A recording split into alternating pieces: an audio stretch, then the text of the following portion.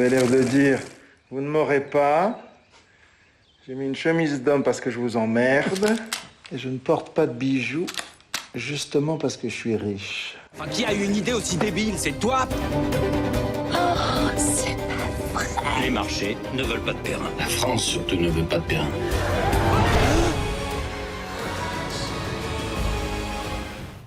Hello and welcome to Arts24's weekly film show. And we're kicking off the new season with a look at the French films of the moment. And for that, I'm joined by our film critic, Manon Kerjean. Hello, Manon. Welcome. Hello. Thanks for being here. Now, we're starting at the Venice Film Festival, where some of the most exciting films in the world premiere. Julia Roberts, George Clooney and Emma Stone have films showing. But this year, the red carpet also has a very French accent, doesn't it?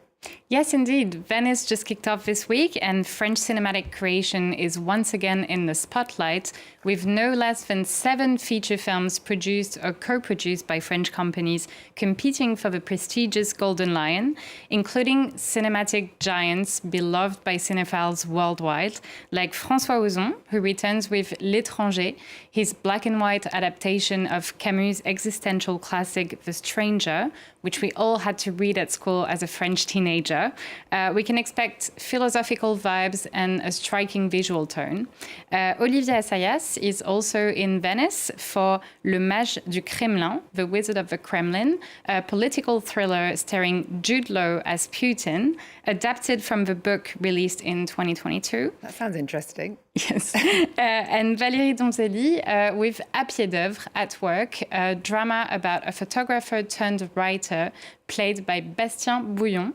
Remember that name, you will hear it again in the show and you will see his face quite a lot in upcoming French films. OK, and France also gets the grand closing night spotlight this year with Dog 51. Let's take a look at that.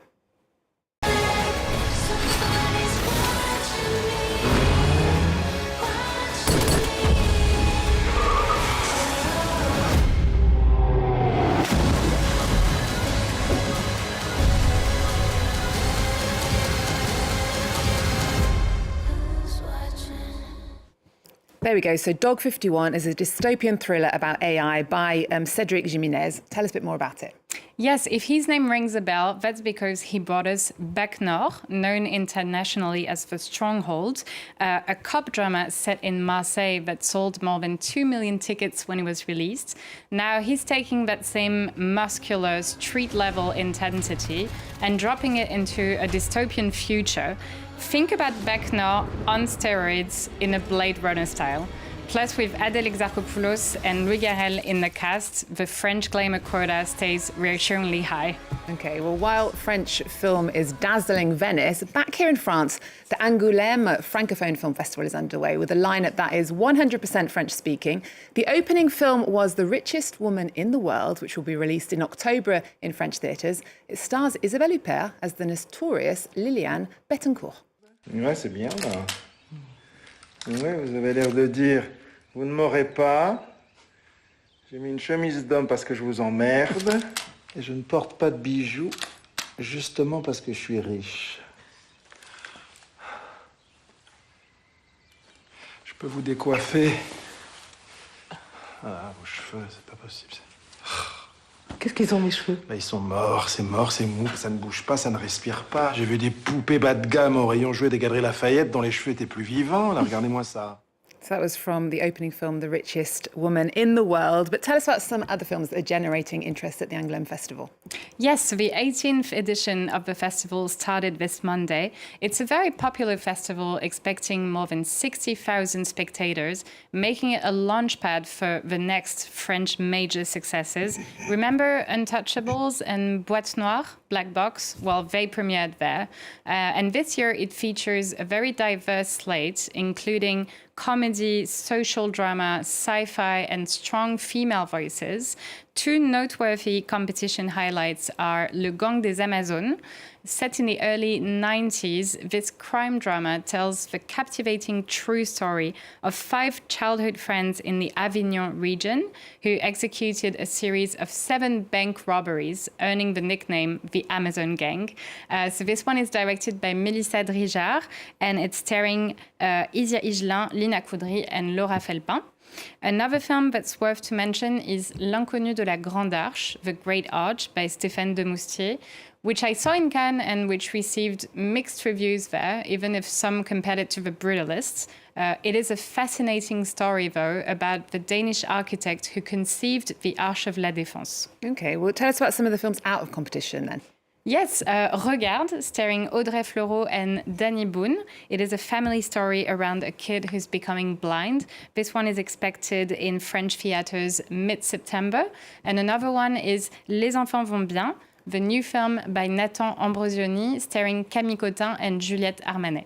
And let's not forget the heartfelt tribute to Quebec cinema, especially Denis Arcand films. His classics, The Decline of the American Empire and The Barbarian Invasions, will be screened there, as well as Monia Chokri, Xavier Dolan, and Denis Villeneuve movies. Okay, well, another film premiering in Angoulême that we'll be able to see in French theatres very soon is called Prime Rush.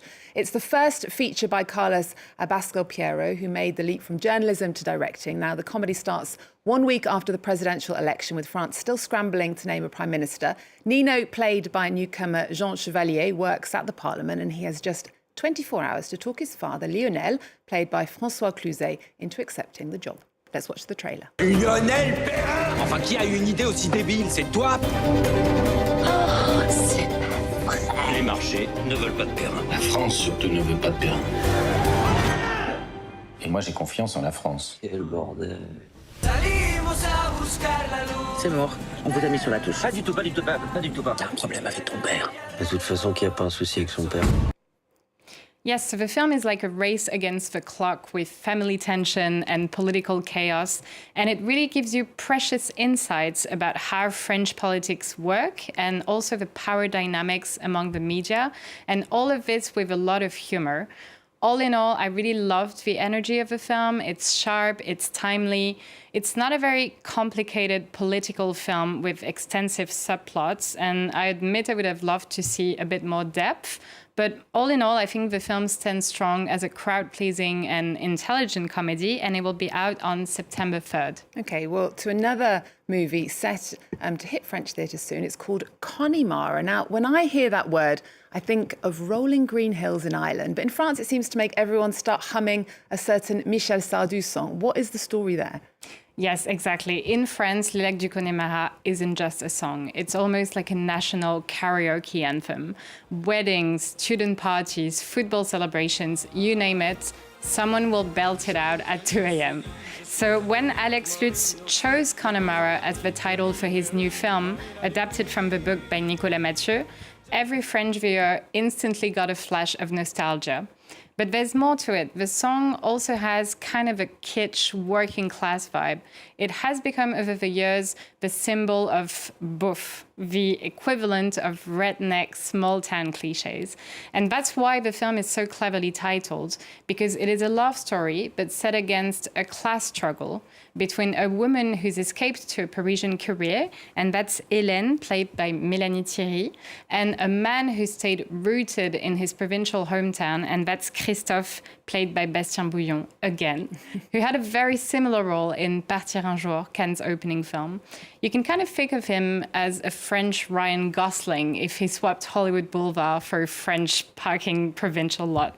Okay, well, we can actually have a listen to him because we interviewed him when we were at the Cannes Film Festival. There's something in the role of Christophe that plays on virility and masculinity.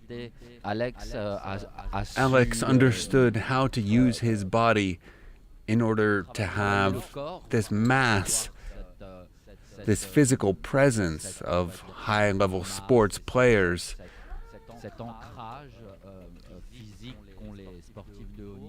But with a more subtle kind of masculinity than just locker room jokes. The French Ryan Gosling. So I'll let you guys at home decide whether you agree with that or not. So the director, Alex Lutz, is a Vosges native himself. So he shares a very personal connection to the story. Could we feel that in the way that he adapted the book to the screen?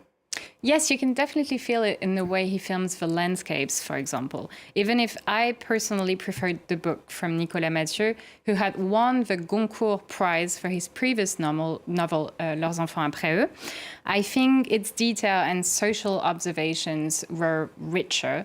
But the film still stands beautifully on its own with heartfelt performances and gorgeous cinematography, so it's definitely worth checking it out. Okay, well, Manon, thank you so much for sharing the pick of the French films of the moment with us. It's been a real pleasure. We're going to leave you now with a look at Connemara. There's more news coming up on France 24 after this. Attends, je te rappelle. Toi, t'as toujours vécu là? T'as jamais vu plus grand parfois? Je crois qu'un mec comme moi, ça rêve pas. Sauf que pour des gens comme vous... C'est vrai que c'est pas facile de revivre ces choses-là à 40 berges. Tu peux pas me dire les choses? Bah parce que c'est toi qui pars. Il était putain. Pas très dégourdi.